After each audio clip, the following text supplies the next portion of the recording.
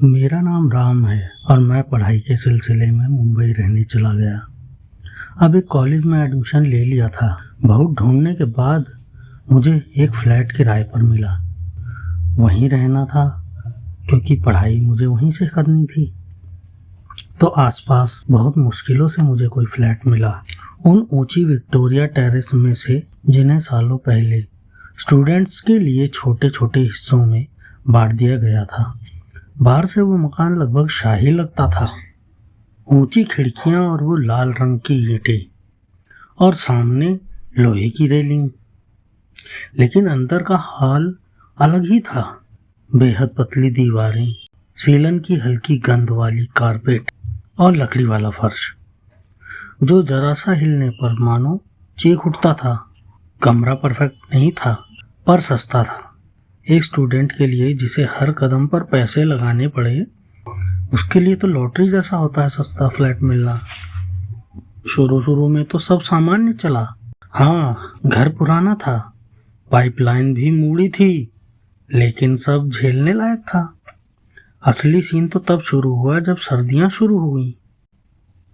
उसी वक्त मैंने नोटिस किया कि मैं हमेशा रात के करीब 2:30 बजे जाग जाता था। अचानक से आंखें खुल जाती, दिल जोरों से धड़कता, लगता जैसे किसी आवाज ने जगा दिया हो। कई बार मुझे लगा कि यह मेरा वहम है।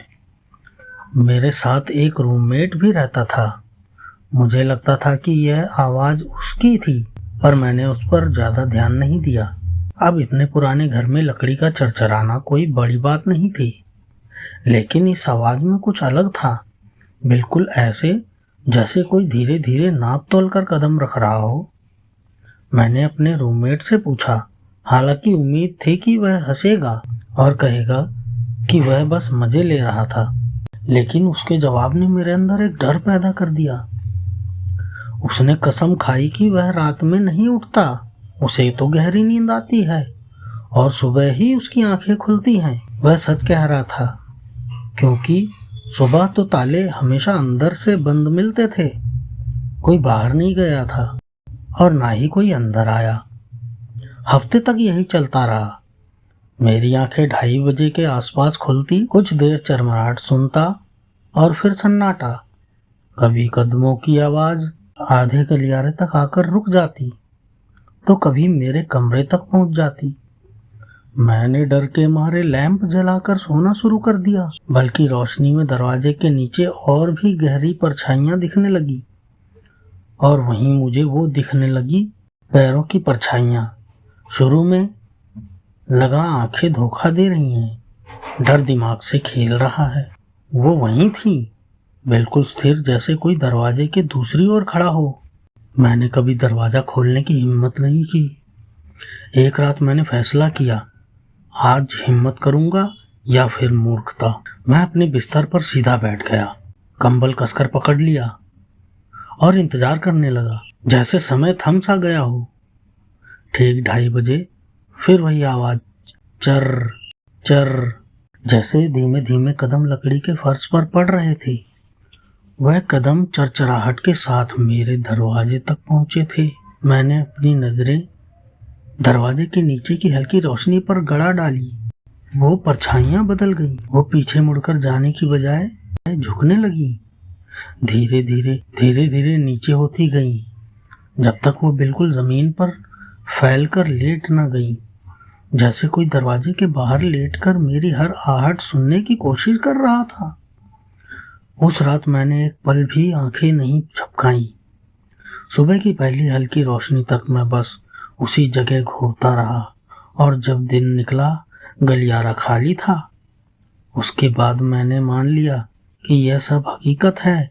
कई बार लाइब्रेरी में ही सो जाता, हमेशा चाबियां अपने पास रखता, यहाँ तक जब कमरे में अंदर रहता तब भी। लेकिन तब भी कदमों की आहट आती रहती थी, कभी धीमी, कभी भारी। 2:30 बजे हमेशा मेरे दरवाजे पर आकर रुक जाती। जब लीज खत्म हुई और मकान छोड़ने का समय आया, तो मैंने आधे मजाक आधे डर से यह बात मकान मालिक से कह डाली। वो हंसा नहीं, उसका चेहरा पीला पड़ गया। उन्होंने पूछा, तुम किस कमरे में रहते थे? जब मैंने बताया, उनका चेहरा और सख्त हो गया। उन्होंने कहा कि जब यह मकान पार्टीशन नहीं हुआ था और पूरा एक घर था, तब 1930 के दशक में वहां एक आदमी मरा हुआ पाया गया था, ठीक उसी जगह गलियारे में, चेहरा जमीन से सटा हुआ, पेट के बल पड़ा हुआ, बिल्कुल उसी कमरे के बाहर जिसमें मैं रह रहा था। कोई जान नहीं पाया था कि वह आदमी उस हालत में वहां क्यों था और अपने आखिरी पलों में वहां क्या कर रहा था। खैर, मैं आगे बढ़ गया, नई जिंदगी, नए शहर में। लेकिन आज भी अगर रात के सन्नाटे में मेरी नींद टूटती है तो मैं कुछ पलों तक सांस रोक कर सुनता हूँ, क्योंकि कभी कभी उस खामोशी में मुझे अब भी वही सुनाई देता है। धीरे धीरे दबते कदम, दरवाजे के बाहर थम जाना, और फिर वो भयावह सरकने की आवाज, जैसे कोई फिर से जमीन पर लेट गया हो और मेरी हर धड़कन सुनने की कोशिश कर रहा हो।